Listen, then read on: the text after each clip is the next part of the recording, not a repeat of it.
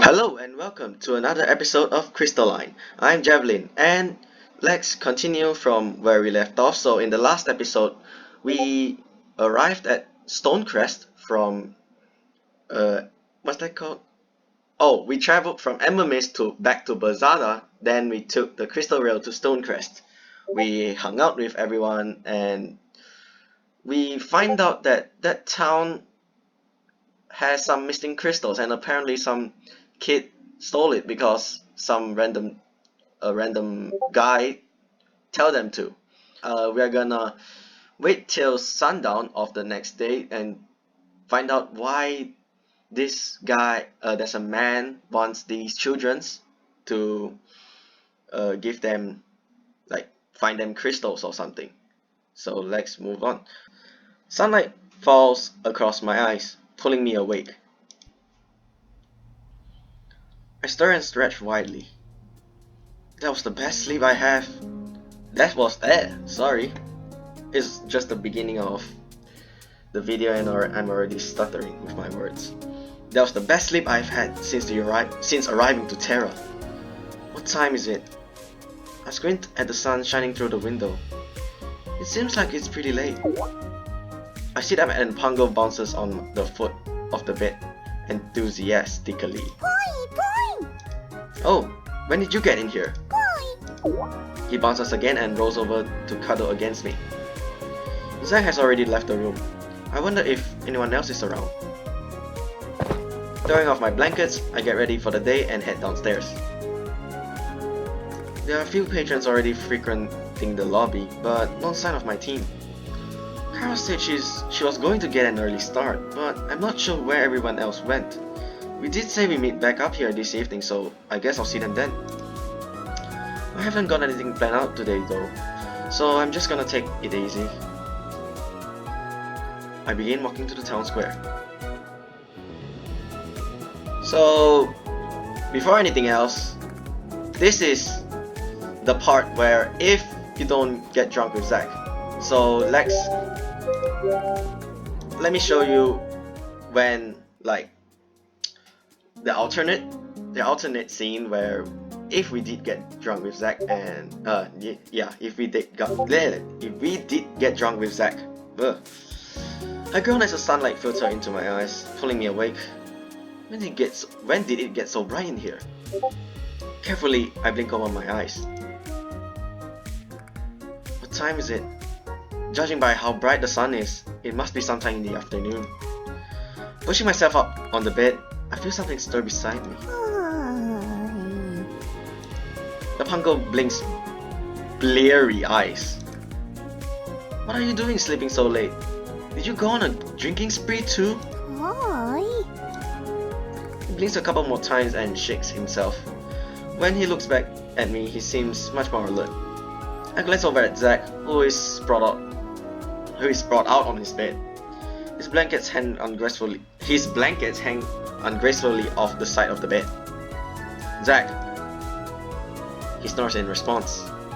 I walk over and cautiously tap his shoulder. Hey Zack, wake up! He groans and rolls over, pulling what's left of the blankets over his head. Yep, he's done. Surprisingly, I feel fine. A little groggy and very thirsty, but otherwise fine. I need water. I quickly get dressed and then head downstairs. Kara sits idly at one of the tables but stands when she notices me. Good afternoon, sleepyhead. How are you feeling? Fine, thanks. Where's everyone else? As we talk, I grab water from the bar and down it in one long gulp. They left to get some errands done. And you were tasked with babysitting duty. I wanted to make sure you two were still alive. Well, we are. Did Zack make it? Yeah, he's still asleep. She nods. Since you're feeling better, make sure you take it a bit easier today. We've got some business to attend to this evening. What sort of business? Kara smirks. Last night, while you two were busy recuperating, we were tracking down thieves. What's so special about these thieves? They've been stealing crystals. All kinds of crystals, including lamp crystals, which are essentially worthless in terms of resale value. What's the point of stealing that? Turns out that thieves are a bunch of kids just trying to survive. They told us a man pays them for the crystals, and he comes weekly to pick them up. Today happens to be pickup day, so we're going to meet back here at the inn around sundown. Does this have something to do with finding the Earth Temple? Kara notices the confusion on my face and answers my unasked question. My contact won't be back until late tonight, so we won't know our next step until then anyway. Alright. She grins again. Now that I know you're still alive and well, I'll be off. I still have some more scouting I'd like to do before tonight. She leaves. Carl told me to take it easy today, so maybe I'll go on a walk. I begin walking towards the town square. I follow my feet as it wanders the street, taking my time and enjoying the bustle of the town. I forgot how relaxing it is to have nothing on the agenda. When did you... Never mind, I'm not going to question it. Want to go on a walk with me? The Pango bobs in a nod and we continue down the road. Eventually we reach the square. There's a statue of a woman in armor but no plaque explaining who she is. Do you know who she is, Pango? The Pango squints at the statue as if studying it, then turns to me with a confused look. I don't know either. I actually did hang out with Elena. I hung out with Leanna in the last playthrough because I actually saved over one of my slots. I replayed and skipped all the hangout options. So apparently you don't know who Elena is. If you choose to the fifth option when you get to hang out with them, and like you skip the day, you don't know much going on about it. So let's go back to my main playthrough. Eventually we reach the square. I recognize the statue of Elena. A small brown dog, only a little larger than the Pango, watches us. He still wags slowly when he catches our attention.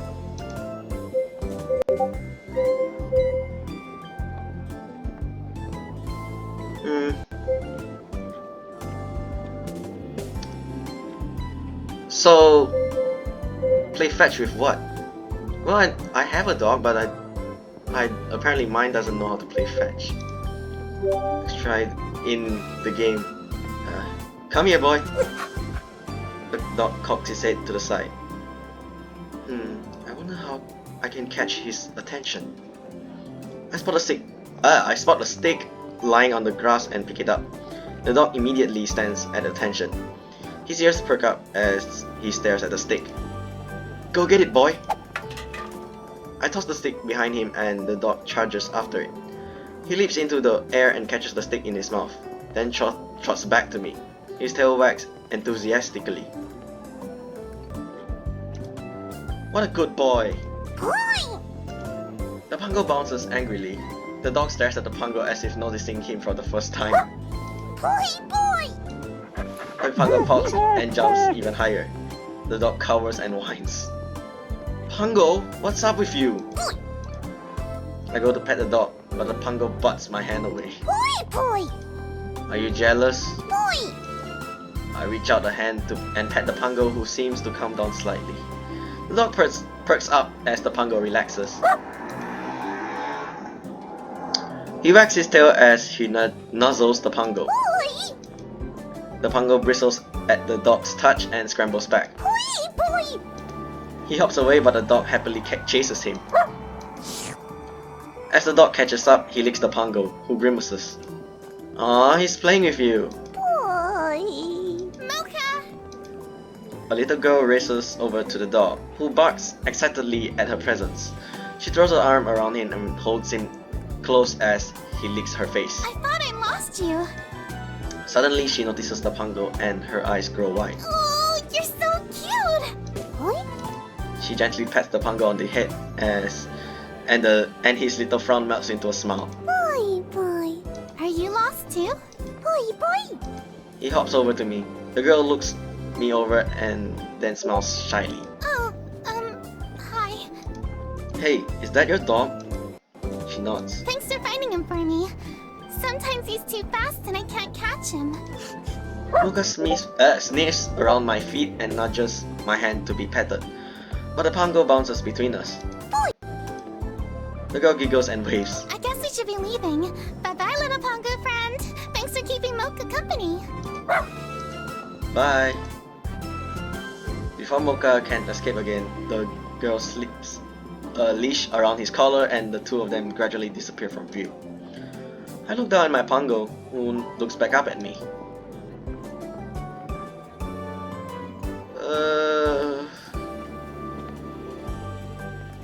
If he wants to, I can put him on my shoulder. I smile and pat his head affectionately. He squirms happily against me, then hops up onto my shoulder and nozzles my face. How about we continue on that walk together, Hi. Together we head further into town. I decided to check on some of the storefronts and streets that I didn't get a chance to see yesterday. The Pongo wanders off whenever it gets too crowded, but he always seems to find his way back to me. After most of the day has passed, I decide it's time to return to the inn. Leanna, Amelia, and Zack are already there waiting. Leanna stands when I arrive. Here, I got you something. She passes me a gauntlet similar to the one on her wrist. The spear inlaid is the same color as Leanna's. That must be a wind crystal. Is that a manipulator? Yeah, I was thinking about your last attempt at casting, and I figured this might be more helpful with future training. Having the manipulator as a focal point of concentration is how Amelia and I learned to cast. Thanks! Kara finally returns and the attention shifts to her. The crystal pickup will happen soon. We should start heading over. Leanna nods. Once they complete the exchange, we should follow the guy to see if he leads us to their hideout. He might have other partners, so we should be on guard. I still can't think of why they'd want these crystals. Energy crystals have varying utilizations, some of which are outlawed. Kara seems a bit surprised, but Leanna doesn't react to that. Thinking about what these outlawed utilizations could be makes me uneasy. I think makes me uneasy. I think it's a typo. We have our plan. Let's get started. We trace back to the ruins and find the abandoned house with the children. Instead of entering, we spread out around the perimeter to maximize visibility on anyone approaching. Kara and I stay close to the house and hide behind some fallen bricks. Our field of vision is limited, but we are close enough to overhear any conversation that take place inside. After we position ourselves, we wait. We don't know when the man's going to show up, and after about 20 minutes, I start to get fidgety. I wish the kids have given us our time. Who knows how long we'll be stuck out here for.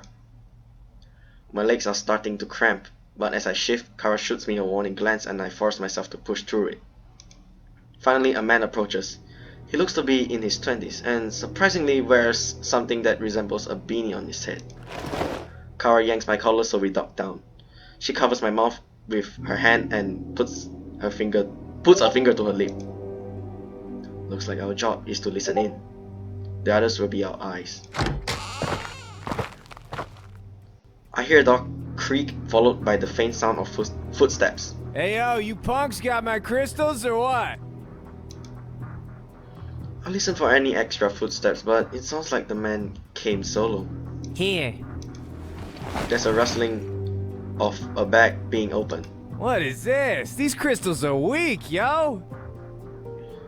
So, I'll continue later. That's all we could find.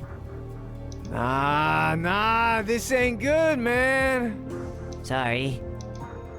The boy's voice is weak. Huh. The bag closes and the man grunts as he lifts it up. Wait, where are our coins? You'll get your payment when you deliver, yo. This is only half of what you promised. There's a silence. I carefully peek out to see the boy straining with his hands clenched. Fine. Is it Did I say that right? With his hands, but the boy straining with his hands clenched. That's what I thought. The stranger locks the bag over his shoulder. I quickly duck back down as he exits the house. Time to go. I turn to face Kara, who wears a serious frown and has fury in her eyes. I don't think I ever seen her angry before, let alone this angry. She looks like she's about to rip that guy's head off. Kara? Did you not see that? We should take him out now.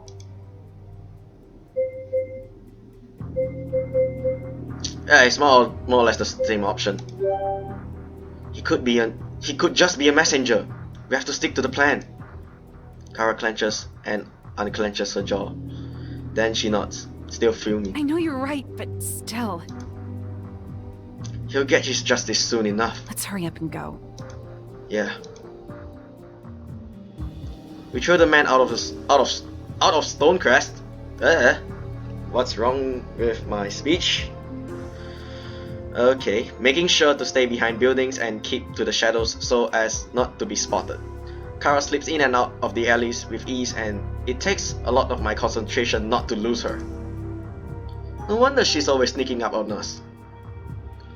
I assume the rest of our team is following him as I'm unable to spot them. That's for the best. The less chance of being noticed, the better. Outside of the city gates, it's a little harder to stay hidden as it opens out a little more into a more open field. At least since we're spread out, it won't be easy for him to escape if he tries to. We successfully follow him to what looks like an abandoned train car. There's some kind of dark smoke emitting from the top. The man pauses and we crouch lower behind cover as he looks around. He doesn't spot any of us enters the train. Kara again puts her fingers to her lips and I nod. Staying low, we sneak towards the train. The windows are blocked off, but we crouch below them anyway. I can hear muffled voices as I gently press my ear against the train. Yo, Mr. White! Jesse, how many times do I have to tell you to call me outside? So yeah, back where this Jesse guy was talking to a kid, I want to continue it now. Or over here is like, I'm not sure because I've never seen the show, but I'm guessing it's a reference to something. I did look up, but I kind of forgot what it is. I think it's Breaking Bad or something. Is it Breaking Bad? Yeah, I think it's. I'm not sure about that, but when I edit the video, I'll give you my confirmation. And hold on a sec. Okay, sorry about that. I think so. If you guys hearing any like bad audio quality like I did back in Ethereal Enigma, I think it's because my Discord is spamming notifications. Someone's been spamming one of the servers and it alters my audio quality for this playthrough. So if if there's any altered or bad sound quality, I apologize. I've muted that server for now. Anyway, let's continue. The man speaks softly, but his tone is strict and disapproving. My bad, but I got some crystals. Let's see. There aren't many and they're pretty small. I don't think we'd be able to get much out of them anyway. It doesn't matter their size. Once we're done cooking them, they'll be exponentially more effective. I don't know, man. They're tiny. How does that even work? It's a simple matter of science. You serious? You can do something like that? Indeed. Yeah, Mr. White. Yeah, science. Heisenberg. Oh, right. My bad, yo. I hear faint clanging of glassware. I wish I could see what they are doing. A sharp snap cracks somewhere from behind me. What was that? I shift out of position to look behind me and I see an animal scampering away. As I breathe a sigh of relief, I notice the absence of noise in the train. What was that? Before I had a chance to get down, one of the windows swing open and I'm face to face with both of them. The younger man with a beanie, Jesse, stares at me with wild eyes. The second man is much older, maybe the age of his father, and fixes me with an inscrutable stare. He looks surprisingly normal, but not like someone who get mixed up with not like someone who get mixed up with something shady. Jesse turns around and darts out of the back exit. Run! Mr. White joins him as Kara and I sprint to the other side of the train. Thankfully, Leanna and Zack are already there. Leanna points her blade at them. Surrender and come with us peacefully. Jesse looks like he's about to bolt, but Zack fixes his discharger on him. I wouldn't move if I were you. Crap, what do we do? Why are you laughing at a time like this? Amelia stands a good distance away, her manipulators glowing. After looking over the older man, she frowns. The branding of void. Quite the observation, young miss. Wait, what? You're a part of Void? Mr. White merely smiles. I didn't sign up for this! Don't be so naive. You think the crystals were just going to magically create more energy? Your intent was to perform shadow transmutation on the crystals to create tainted spheres. So that's what the outlaw thing is about. Again, he doesn't answer. It appears confrontation is imminent. Why don't we even up the odds? With a flash, Mr. White grabs two shadowy spears from his belt, similar to the one I saw in Raven Pass. He throws them to the ground and a dark smoke emits, curling in the air. Leanna reacts first and blasts her wind magic to dissipate the smoke. In its place are two shadow creatures. Their appendages are nothing that I recognize, and their long shadow claws come into a sharp point. This is the stuff of nightmares. They stand between us and Mr. White, with Jesse cowering beside him. Shadow familiars! This is getting way too crazy for me. I'm out. Jesse breaks into a sprint and Kara immediately gives chase. I've got him!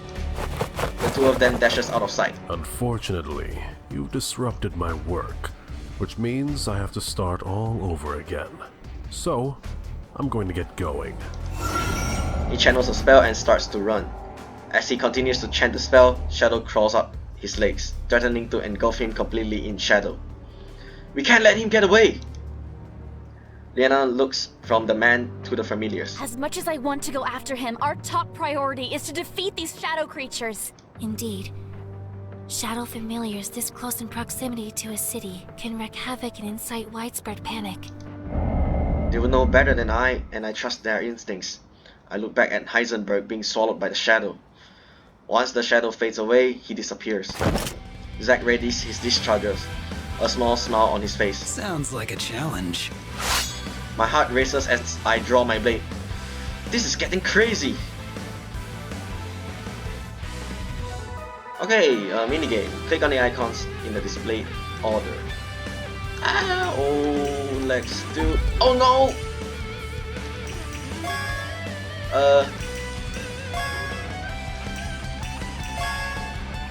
This is... Alright, we got a win. As Leanna, Zack, and I wear down the Shadow Familiars, Amelia stays out of range, charging her attacks. The magic attacks that she lets loose are far more powerful than ours, and as they rip chunks out of the shadow creatures. Now I understand why everyone's so impressed when they talk about mage casters. The hostile shadow familiars have been vanquished. Leanna's magical glow and the charge on her blade fade as she stops channeling her magic. We did it! I smile as I try to catch my breath. Looking around, Leanna, Zack, and Amelia look equally exhausted. They must have gone all out.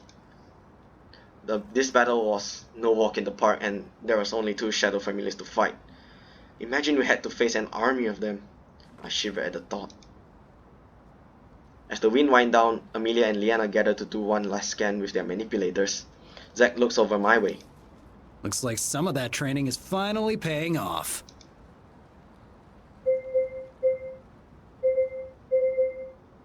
I'm still mad at you for shooting me that time. Yeah, why not? It helps when a certain jackass doesn't shoot me doing a melee spar. Zack snickers, then shrugs. Hey! We turn at the sound of Kara's voice. She waves at us with one hand as she uses the other to drag Jesse back. She plops him down in front of us and he falls ungracefully to the ground. I see that his hands are bound. Kara stands over him. Her face grins. Her face grim. Now, you're going to tell us exactly what you know. I don't know jack squat. Mr. White was paying me to get crystals, and that's it, yo! So you were not an accomplice to the shadow transmutation. I don't even know what the shadow transportation is! Transmutation. Exactly! We glare at him. Look, I made a few deliveries to him. The first couple of times he wouldn't tell me what he did, but paid some good coin. But later he said he was going to show me so I could help with his operations. He was going to give solid pay for that too, yo. I look him up and down. He stares desperately at us and it's clear to me he's scared. This doesn't seem like the kind of man Void would trust with any kind of responsibilities. Sorry, this doesn't seem like the kind of man Void would trust him with any kind of responsibilities.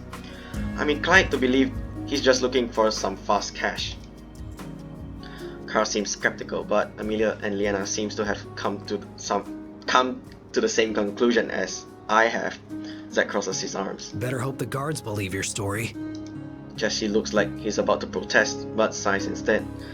I think he realizes there's no chance he's going to escape. The bag of stolen crystals is in there. He didn't grab it before running out. Leanna enters the train and returns with a bulging bag. Let's go turn him into the guards. They'll take it from here. Zack hauls Jesse back to his feet and leads him back towards town. Luckily, it's late at night, so very few people walk the street.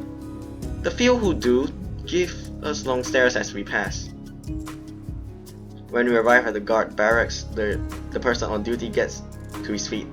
He looks at Leanna in recognition. Oh, it's you again. We found the source of your missing crystals.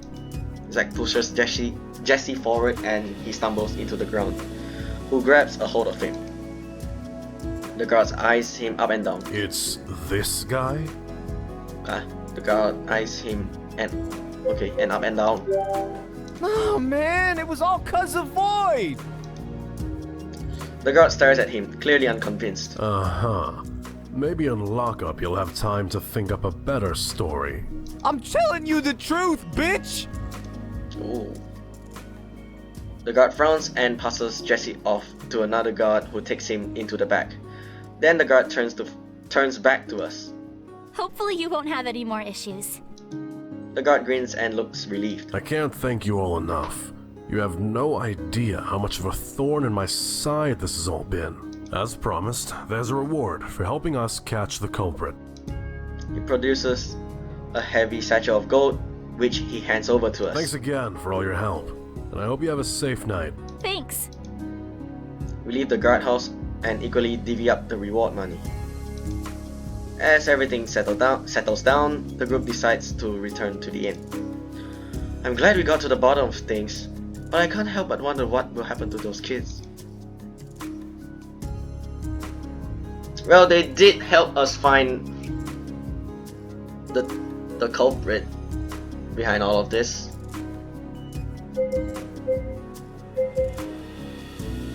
I doubt there's nothing I can do. Share my reward with them. Well, there's this option. So of course we'll choose the better one. I'll meet you guys at the inn. I think I forgot something. I slip away before anyone can ask me any questions and make my way back to those kids. They were dependent on that crystal money to survive and I can't sit by and do nothing to help them. I know I don't have much to offer, but maybe giving them a cut of my reward can help tide them over. Quietly I enter the house so as to not spook the children. As I near the trapdoor, I hear Kara's voice. How did she get here so fast? And what is she doing here? Slowing my steps, I silently creep towards the trapdoor and spy on Kara and the kids. Here you go, guys. Take this. She hands the oldest boy a fat coin purse, we must have had the same idea about sharing our reward money. The boy silently accepts it, too shocked by the amount of money to even speak. The man won't be coming for crystals anymore, so use that to help you find a new way to survive. The boy nods numbly. Some of the younger children huddle together, clearly frightened for their futures. Kara smiles reassuringly. I know it seems scary, but I promise if you stick together, you'll be fine. The kids hug each other. I won't let anything happen to anyone. Good. I know you won't. Take care of yourselves, okay? And stay out of trouble. Kara turns to leave and I scramble out of sight. She doesn't notice me as she hurries away. It seems like she's got a soft spot for these kids. I better do what I came here to do and get back before people get too suspicious. Hey kids! I go down into the trap room. The oldest boy looks up at me in surprise. Here. I toss him a small bag of my coins which he fumbles before catching. He looks genuinely surprised, as if he can't believe it's happened. But why? If it weren't for you, we wouldn't have caught the bad guys. You kids were a big help. Really? He looks at the other children who give him hopeful eyes. Then he grins. Thank you. I nod. I should be getting back. Once I return to the upstairs, I hear the children scramble below. And a series of excited gasps as they inspect the reward money. Wow, the girl gave us so much! I've never seen so much money before in my life! The boy still gave a lot though. More than we got from crystals. Whoa, just how much money did Kara give? Was it her whole reward? For a treasure hunter, that seemed very generous. Maybe there's more to it. I wonder what it could be as I return to the inn and meet up with the rest of the group. As I enter the inn, Leanna looks around. Where's Kara? Kara's not back yet? But she left before me. I don't know. I thought she was following everyone back. I thought so too. Leanna bites her lip and furrows her brow. I'm sure she'll be back soon. While we wait for Kara to return, we decide to grab something to eat. With all of the excitement going on, we forgot about dinner. We get our orders and settle in. Zack and Leanna dig in. Amelia, on the other hand, is quiet as she stares at her plate. Is she okay? Amelia? She looks up at me. Yes? Something wrong? She shakes her head. No. I was pondering about the lab at the Void Hideout, which was used to perform shadow transmutations. Well, let's get to learn more. I've been meaning to ask, what is this shadow transmutation you were talking about earlier? It is the process in which shadow energy is merged with a crystal containing another form of elemental energy. This fusion causes an overwhelming surge of energy to spawn, which consequently destabilizes the crystal and causes the shadow energy to become uncontrollable and very dangerous. This is what we refer to as a tainted sphere, like the one the treasurer used in Raven Pass, and what was used to summon the shadow familiars. It didn't seem uncontrollable when they used it though. Perhaps not those times. However, as it is destabilized sphere, the energy is unpredictable. It's possible it will cast properly, but equally possible it will implode upon itself at any time, which would be fatal to the mage in possession of it. That's a best-case scenario. Imagine if one of those crystals went off and spawned a shadow familiar in the middle of town. That would definitely be bad. That's why shadow transmutation has been outlawed, even before the Treaty of Asaria. I thought you said all use of shadow magic was banned. Yes, but there were legitimate users of shadow magic before the war. You lost me. Shadow magic is not innately harmful. It was originally used in non-destructive ways, just like any other element. That being said, a group of practitioners abused the usage of shadow magic, which revealed just how dangerous it can be when used in such a manner. That, is what caused the eventual war in Assyria and the subsequent banning of shadow magic. And that group was Void? Correct. Things are starting to make a little more sense, but I'm not sure I understand it at all. It's just a little troublesome to think that there was someone performing shadow transmutation just on the outskirts of Stonecrest, and with a lot of crystals too. Even though Void was defeated, it wasn't completely wiped out, and their remaining members have just been laying low. Amelia and Leanna nod. The conversation lulls as we think about what was said. Finish the rest of our food in silence. By the time we finish up our meals, Kara returns. Hey guys, sorry I'm late. I met up with my contact and he came through. He said that there's some adventurer who's been talking about one of those high concentrations of energy. He's at Hearth Point right now, but probably won't be staying for too long. We should head there in the morning and see what he knows. What's the guy's name? Arton Hunt. Is that another reference? I'm not sure about that. So I'll look it up again. Zack shrugs. I guess he doesn't know him. It might sound like just a rumor, but there's always a grain of truth in a rumor. At the very least, we should be able to get a clue or two. Leanna nods. Okay, tomorrow we'll head for Hearth Point. Amelia nods. I yawn widely. Tonight though, I'm ready for bed. The team murmurs their agreement and we all turn in early. It's been a long day and that fight really took it out of me. After getting ready, I climb into bed and immediately fall into a deep sleep.